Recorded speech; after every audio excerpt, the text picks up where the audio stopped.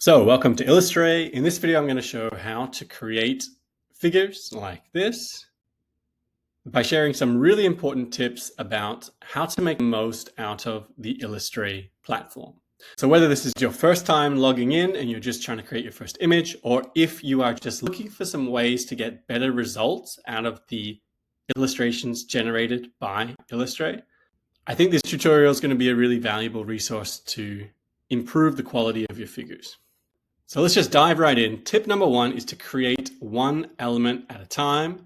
Avoid complex multi-step requests. So if I want to create something like this image, which has multiple steps going through this process of drinking milk and bacteria in the gut, if I were to try and describe this whole process in one prompt, I wouldn't get as good a result as by taking it step by step. So let's just try that to give an example of what I mean. Give me an illustration of the process. Choose a style. Let's stick with modern, landscape, generate. So once generated, it's just going to show up in the middle of the canvas. So let's drag this across here so that we can get a clearer view of it. And this is what it has produced. So not bad. It's kind of matched many of the elements that we already wanted to include. And while I would say it's not a good idea to try and do complex requests in one go, you can actually use these prompts to get an idea of what would go into a nice diagram. So you might take from this diagram some ideas, like we're going to need a glass of milk, we're going to need a person with a see-through image of their digestive tract, and then maybe you like this idea of an arrow pointing to some bacteria highlighted in the gut. So you might think of that as the brainstorming phase, and now what we need to do is sharpen up and polish up our image by going one element at a time. So what do I mean by that? I mean, the first step we might want is just simply to get Illustrae to help us produce a glass of milk. If you are doing individual elements, you can choose which format makes the most sense. Maybe for this image, we want to use a portrait.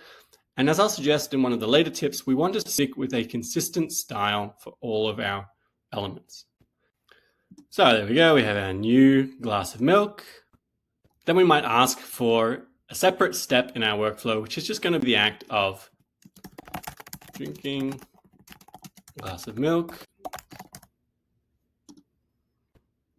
Let's go for a square image this time, generate. And then all we need to do is work our way through each step and element that we need until we have all the elements that we need and we can piece it together on the canvas. Now this brings us to tip number two. Be as detailed as possible when you are describing each individual element. Avoid acronyms and ambiguity. If you have a specific type of bacteria in mind that you would like to depict, specify it in your prompt. If you'd like to visualize one of your elements in a specific way, such as show a magnifying glass highlighting this area, use blue and gray colors consistently, make sure that you include all of that detail in your prompt and avoid any ambiguity about what visual you're trying to produce. Tip number three is to use a consistent style. In Illustrae, you'll see that there are three default styles that you can choose from: vintage, modern, and photorealistic. But you can also describe your own custom style, which might be useful for less traditional scientific illustrations, maybe for a specific diagramming style, or for drawing schematics, for following a certain graphic design style. You can specify the exact style that you want here, and Illustrae will create your visual using that style. And the last quick tip, we're actually going to have a separate video covering how to edit images, all the different ways that you can paste and use images in the prompt bar. But just briefly, request edits to any images that you want to change rather than starting from scratch every single time. So, for example, this image has the top and bottom slightly cut off. So instead of asking for the exact same prompt, all I need to do is copy this image. In this case, I'm just copying it from my keyboard with Command C, and paste it into the prompt bar.